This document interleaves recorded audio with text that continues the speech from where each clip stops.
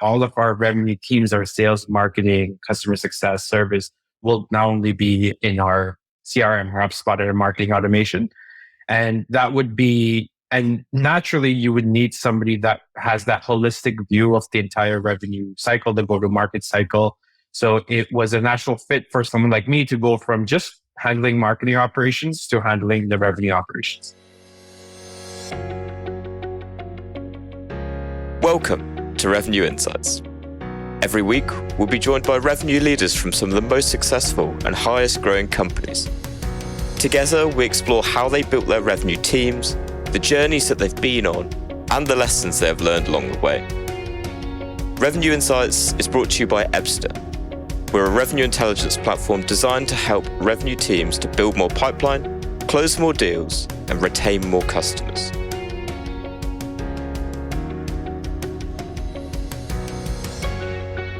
Hello there. You are listening to Revenue Insights. Today, my guest is Srujan Joshi. He's the revenue operations lead at EventMobi. Srujan's career has taken him from building and implementing CRM projects through to now leading the revenue operation, supporting revenue teams. Srujan, it's a pleasure. How are you? I'm good. How are you, Lee? Thanks for having me on. Yeah, fantastic. And really interested to dig into a little bit more around your career, your history, and also a bit more around the work that you're doing with EventMobi at the minute. I gave you a little bit of an introduction there, but for everyone listening, I'm sure they'd love to hear it in your words. What is your story? Like you said, I currently run the revenue operations at EventMobi. And, RevOps, I stumbled upon this in my career. It was never really planned. So to take you back, I took this course in college called CRM, Customer Relationship Management. At the time, didn't really know much about it. But then when I started taking the course, it was something that caught my interest. It was a very interesting course. And after I graduated, one of the professors that taught that course ended up hiring me to work at his consulting firm. And this is really the beginning of my journey where I started to get exposure into the CRM ecosystem. We partnered with HubSpot at the time, and we started to provide onboarding and implementation services to our clients. It started off as a very rewarding job. That's where I got my exposure to a lot of the ecosystem. And funny enough, that's also where I met my wife. So CRM was something that was very true to me. So, I did that for a few years. Though it was a very consulting based. And though it was very rewarding, it was sort of hard to see the long-term impact that my work had. Because as I don't know if you know, but in consulting, it's very project to project based. So you're finished with one, you go to the next, and you don't really get to see the impact your work had.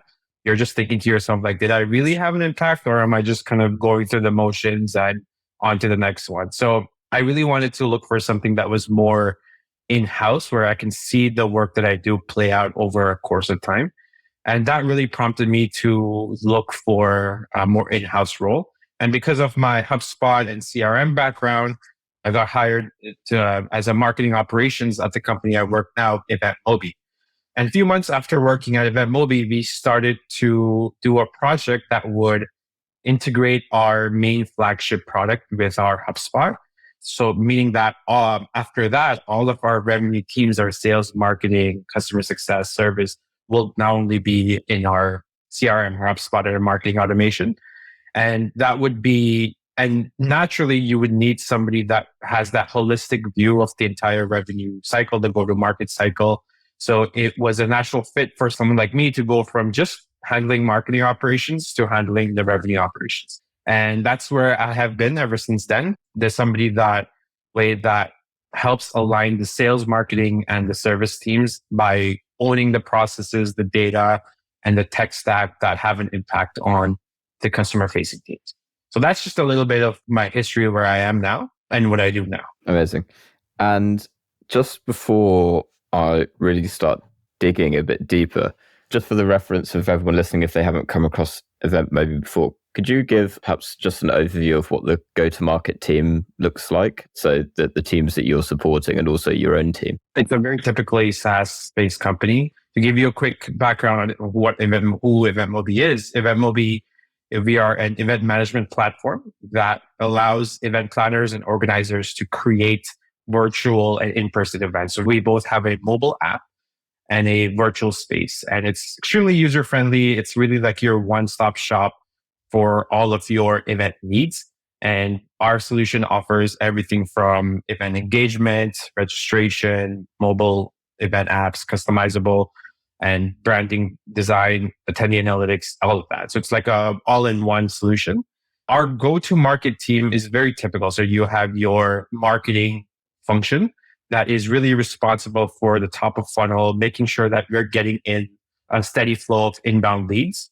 So across a lot of different channels, paid, website, events, all of those channels. And then those leads then get fed into our sales team. And our sales team is designed in a very SDR, account executive, and account management function. So the SDRs are the ones that really qualify the leads that come in through from the marketing.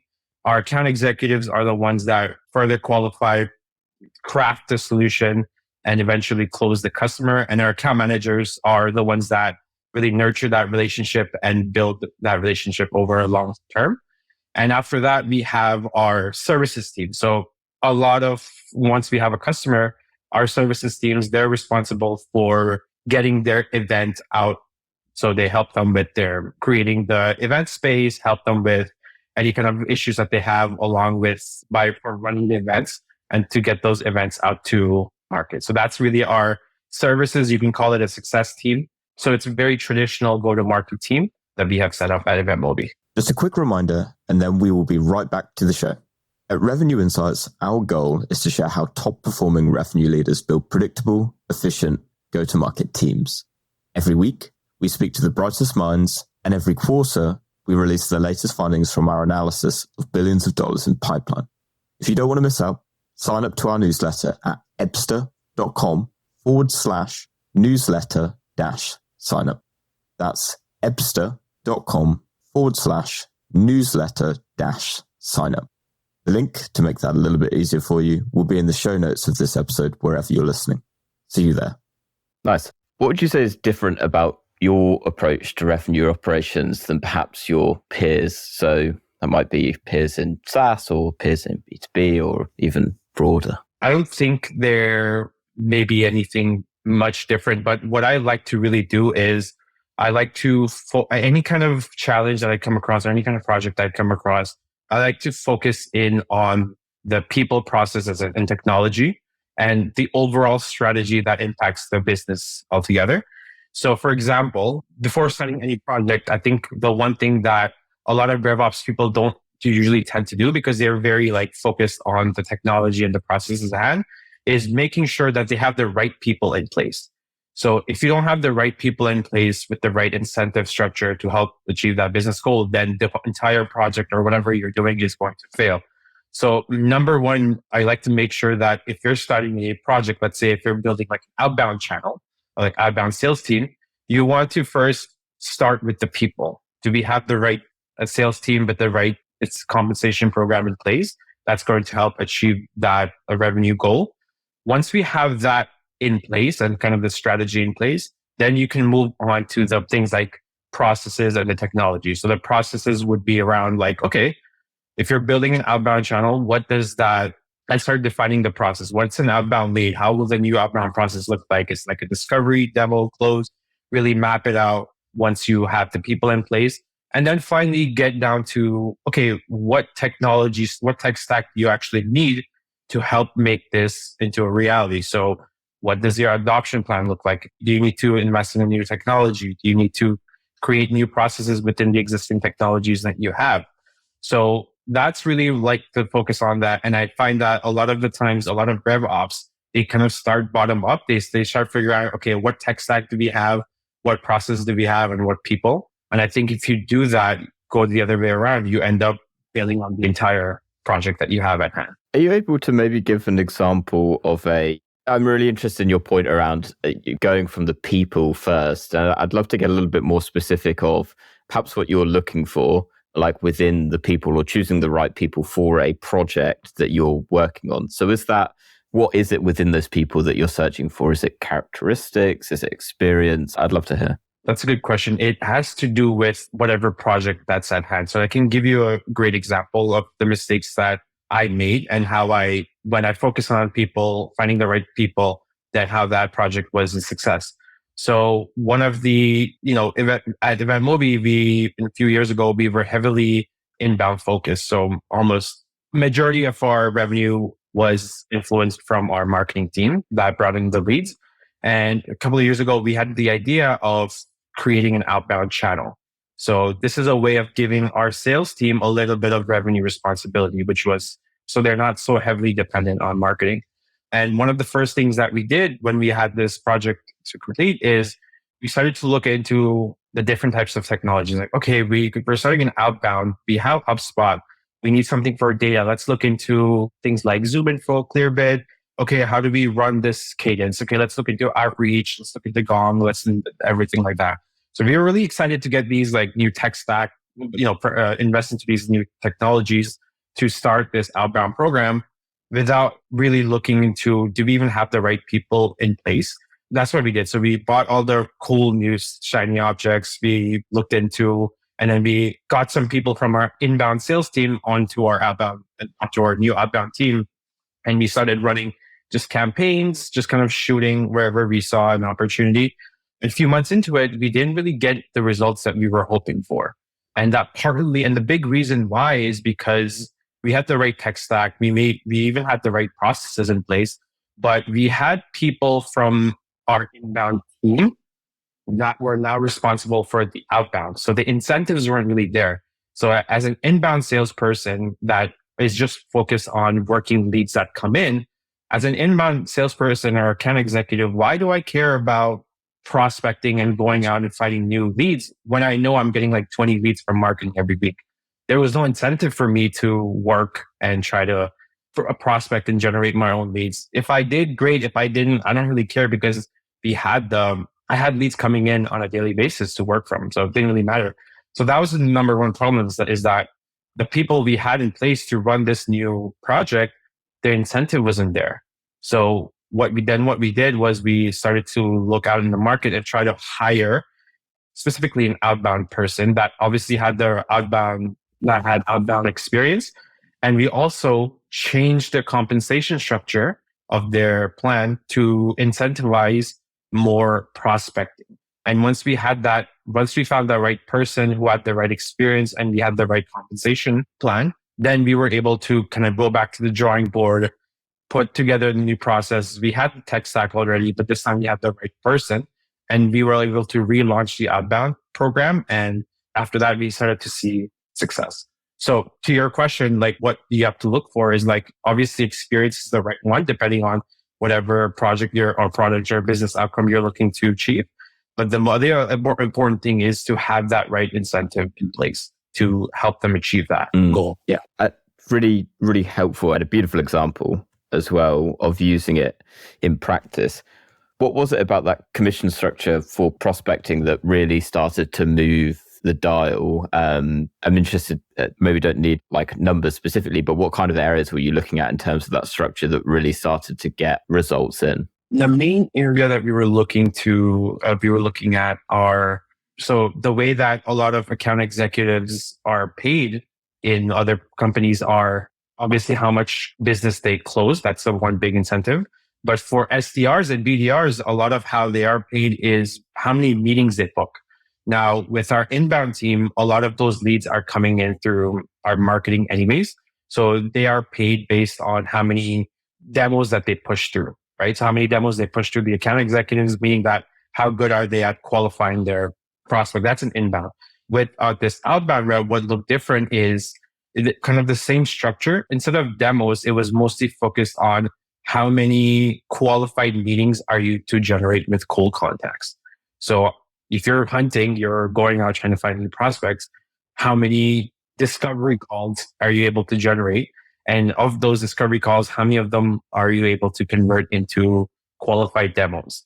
And obviously on the qualified demos, the percentage of how much an outbound BDR would make is more than inbound because they're putting in more work to generate those demos versus an inbound rep that has leads coming into them that have leads flowing in. So the percentage of the commission on the demos they booked for an outbound rep was a little bit more than an inbound rep. That was kind of the key factor here that really helped grow that program. Yeah, I love that. Let me roll us up out of the rabbit hole for a second and switch tact. From the last 12 months, what project, initiative, hire are you most proud of? One area that I'm particularly happy that we are able to take the organization from is before, in the last 12 months, I'm pretty new to this role too. So in the last 12 months, there are a few silos in the department. Sorry, in our revenue teams, there were a few silos. So sales and marketing, they were pretty well aligned, right? That was pretty good. But when it came to our services, our success teams, there was a little bit of data silo. And by that, I mean that they worked out of different applications that didn't necessarily speak with each other. And with any kind of data silo, it made collaborative work really hard because obviously if it's difficult to share data, the ability to collaborate naturally, it suffers. And not only that, every department or every revenue team that were not sales and marketing, they kind of had their view of data was very limited to what they did, right? And they did not really have that holistic view because again, they worked out of different applications. Some of them were Airtable. A long time ago, we had our service teams working out of Zendesk instead of HubSpot, which is our kind of source of truth. So what we did in the last few months is that we really started to focus on a solid CRM integration strategy. And what that meant is taking all of these separate customer apps that don't speak with each other and finding a way to integrate that into our main CRM or marketing automation HubSpot. So what that meant was a lot of these applications like Outreach and some things that you didn't really need, like for Outreach, feedback surveys, our main flagship product that had product usage data, and really focusing on, okay, how do we take all of these separate apps and start integrate all of them into HubSpot? So everybody on the revenue team will have like a holistic view of everything. So they're not working out of different places. Ultimately, what it helped do is that it made collaboration between sales, marketing, service, success much easier. And it started to become way more collaborative than it was before. Amazing. Do you maybe have an example of perhaps something that became a lot more collaborative and what impact that had for you guys? One of the key examples is integrating our flagship product with HubSpot. So the way it worked before was that when a salesperson sold a software credit, let's say like an event, we call it event credit, the salesperson would then have to speak with the success rep to let them know like, hey, here's what we sold. The customer purchased 3 credits for their 3 events. This is what you need to provision. Then the success rep would then take that information and then go into our product and they would then provision those credits, book the onboarding call, let them know that, hey, your event credits are now in the product. Here's your login, here's and everything like that. So it was very like taking it from one area and putting it to the next area. The sales reps didn't know how it looked like for the most part, didn't know how it looked like on the product side. And the success reps didn't really know how that deal or the opportunity was set up on the HubSpot side. So what we did was that we took our product flagship and our EventMobi product, and we integrated that with HubSpot. So what that looked like is when that opportunity is closed, we were able to directly provision whatever credits they purchased directly from HubSpot into our product. So that kind of closed the gap between the communication. This way, the success rep knew exactly what was sold to the product, what kind of services they needed. It was all there. And the salesperson would know that, okay, these are all the credits that he sold and these are the credits are now being passed on. And not only that is all of the product usage data. So all of the product usage data, not all of it, but some of it, in terms of what services were enabled, what features were enabled for the customer, would all sync back to HubSpot. And what this would do is like, now that we have this information in HubSpot, marketing is also able to run very specific marketing campaigns to specific products. So this kind of elevated not only did it help improve collaboration between sales and success, it also helped elevate our marketing campaigns. Oh, I love this. I guess from a marketer's perspective, you're starting to come really full circle with that, right? Right. Because that's taking what is essentially your first party data, feeding it back into the campaigns themselves. I'm super curious, what campaigns do you then run against those with your marketing team? Is it using that data to target, or is it more complex than that? It's a lot of customer marketing. So we have way more insights on what kind of events our customers. So like knowing the types of events our customers are running is important, being like an event management company. What kind of events they're running? Is it a conference? Is it a sales meeting or sales kickoff?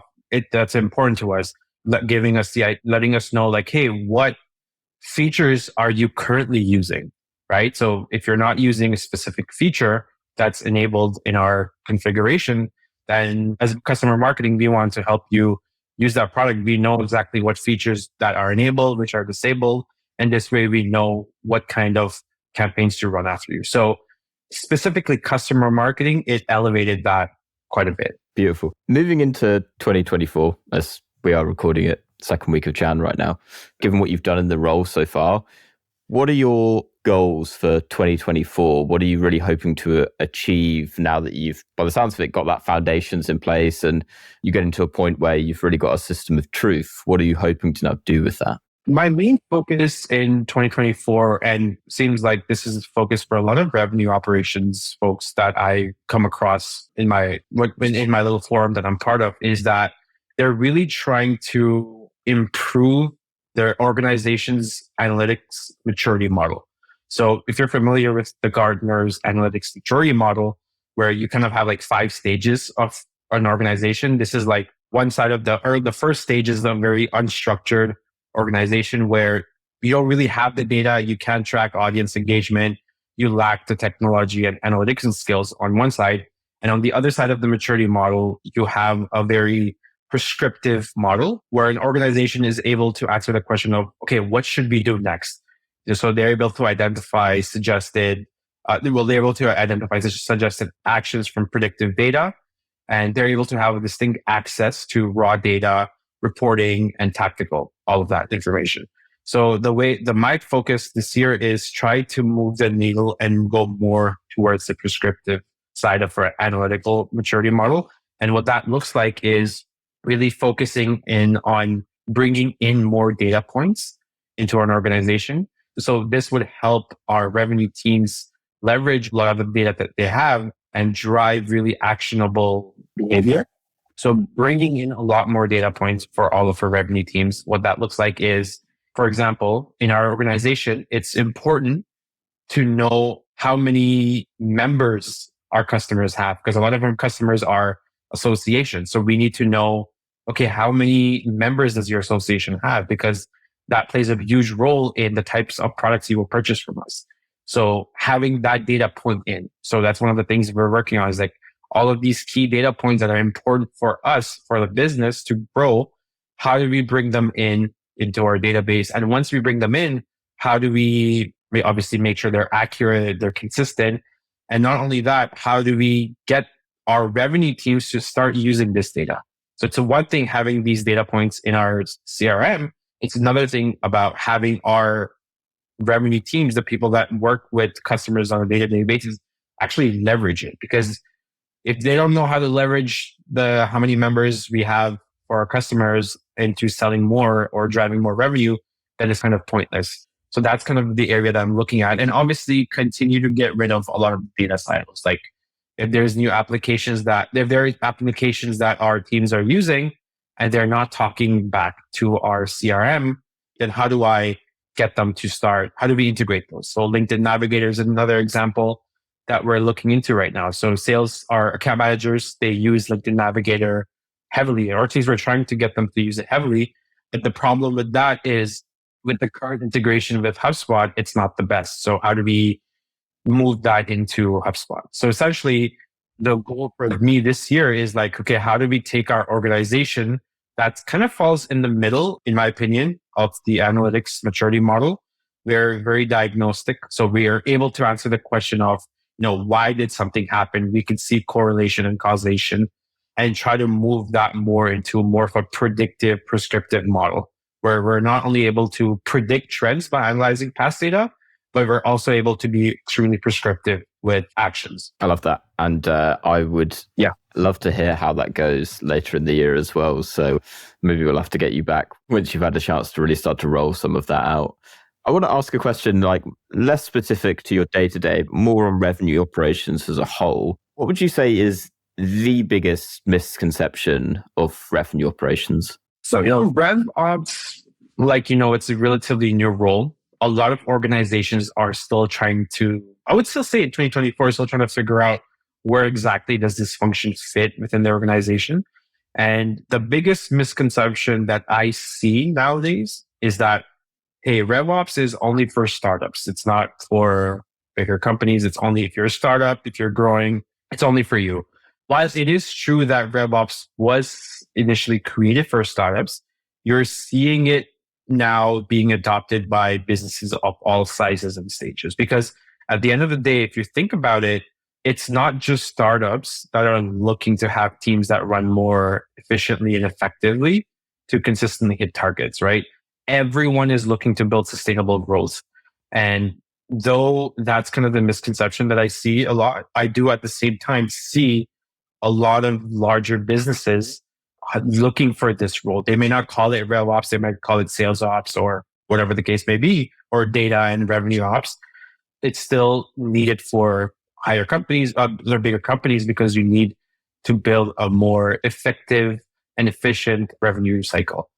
And the other misconception that I also come across is that they oftentimes conflate RevOps with sales ops. Now, I can see where this confusion comes from. It's primarily caused by the word revenue. So people, they just assume that, hey, RevOps is just another name for sales ops. And though they're not the same, obviously sales ops is very specifically focused on the operations of the sales team.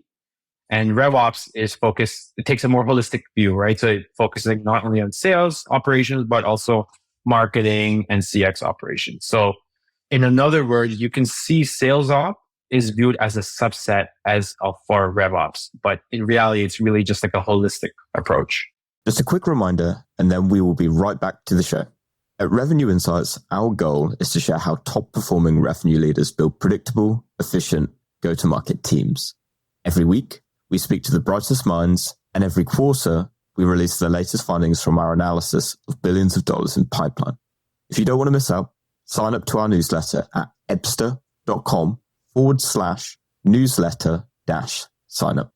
That's ebster.com/newsletter-sign up. The link to make that a little bit easier for you will be in the show notes of this episode, wherever you're listening. See you there. If I may, on your first point, I think I'll offer my perspective from doing about 60 of these episodes. So I think it's what you described is a common perception, although having spoken to RevOps both from startup companies right the way through to even going into enterprise size companies, often the challenge is, I think it's easier. Most people that I talk to speak to the importance of bringing it in early. And why it's so important to bring it in early is often related to tech debt. It's often related to no one else is assuming responsibility for it. So you're able to take responsibility for a lot of the functions that revenue operations typically does. And I think it tends to flourish a lot more when it's brought in early and is able to really establish itself, because it takes time. And in larger organizations, the one thing often holding it back, and there's a couple of conversations that come to mind as I say this, that a lot of usually the responsibility that revenue operations has often been assumed by someone else at that time. And so to the point that you're making, sometimes it's business operations, which is a bit more of like a legacy function. I've seen it in enterprise size companies where just the IT team is just responsible for the whole of the CRM, despite not looking at it in the same way.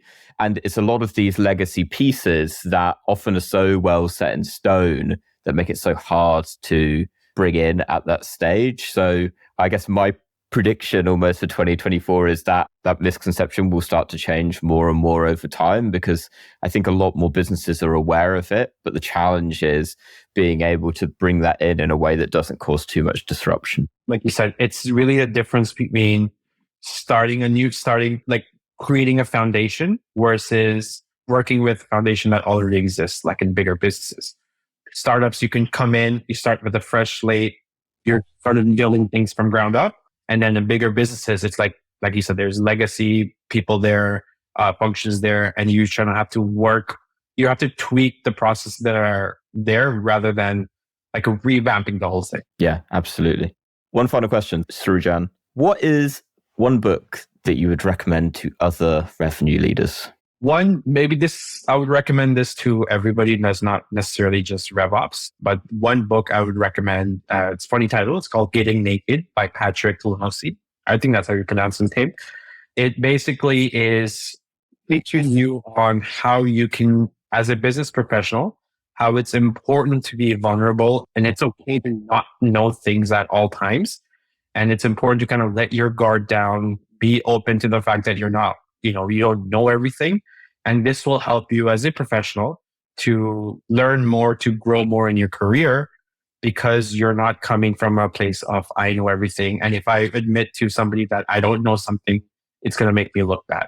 So I would recommend this book for anybody that's in their career. It doesn't really have to be RevOps, but any person that's looking to grow their career. I think that changed a lot for me ever since reading it. Awesome. I love that recommendation and completely concur with your learnings from it. Srujan, it's been an absolute pleasure chatting all things revenue operations today. Just before we wrap up, for anyone listening, perhaps they've got questions, perhaps you've piqued their curiosity and want to learn a little bit more, where can they find you? They can find me on LinkedIn. I'm pretty active there. Srujan Joshi, you can find me there. I'm always looking to connect with like-minded RevOps people. Like I said earlier, this is like a new role.